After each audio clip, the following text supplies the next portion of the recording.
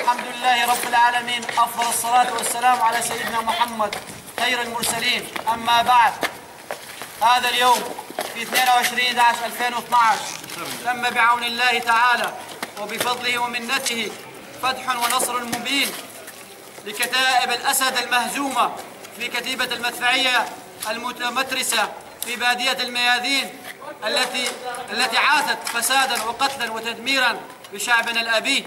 ونحن في هذا اليوم اللواء جعفر الطيار الذي كان له شرف المشاركة في تحرير هذه المدفعية اللعينة، والنصر لنا بإذن الله تعالى قريبا، ونحن سائرون وقادمون لتحرير مدينتنا مدينة دير الزور، ومن ثم متجهون لتحرير دمشق إن شاء الله بفضل من الله سبحانه وتعالى. وهذه السواعد الأبية وهذه النفوس الأبية الصادقة المجاهدة، نحن للنصر قريب بإذن الله تعالى.